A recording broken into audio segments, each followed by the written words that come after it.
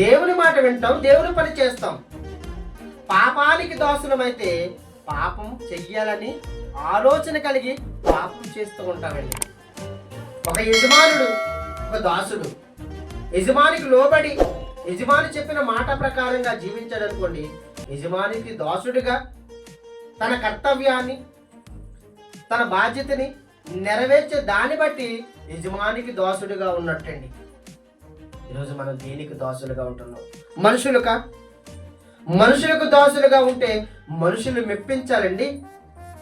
అధికారులకు దాసులుగా ఉండాలంటే అధికారులకు వారిని మెప్పించాలి, వారికి లోబడాలి.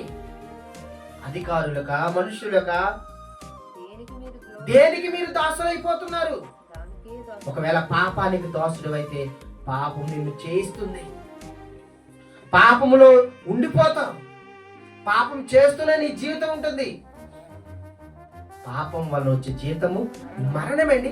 అది క్రైస్తవులకు తెలుసండి, అయినా సరే పాపానికి దాసులైపోతూ పాపం చేస్తూ ఈరోజు జీవితాలు ఉంటున్నాయండి. ఎందుకండి ఇలాంటి జీవితం?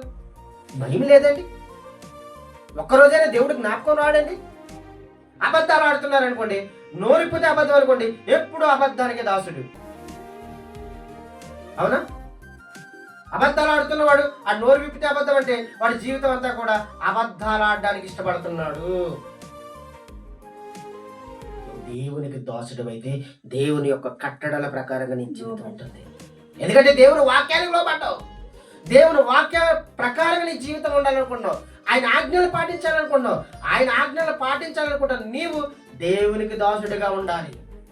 ఒకవేళ పాపానికి దాసుడు అయిపోయావా, వాక్యం విన్న ఆ క్షణంలో మెసేజ్లు వచ్చినాయి అనుకోండి, మెసేజ్ చూడడానికి ఇష్టపడతారు. అవునా? ఎందుకంటే పాపం చేయాలని ఆలోచన, లోక సంబంధమైన ఆలోచనలు, లోక సంబంధమైన కోరికలు. ఒకవేళ ఇంటి మీద ప్రేమ ఉందనుకోండి, ఇంటికి వెళ్ళిపోవాలి, ఇంటి దగ్గర పిల్లలు చూడాలి, ఇంటి దగ్గర కుటుంబాన్ని చూడాలి అంటే ఇంటికి బానిస అయిపోతున్నారు, ఇంటికి లోబడిపోతున్నారు. అలాగే సెల్ ఫోన్కు బానిస. ఈరోజు వాక్యం వింటారండి, మనసంతా ఎక్కడ ఉంటుందో తెలుసండి? Cell phone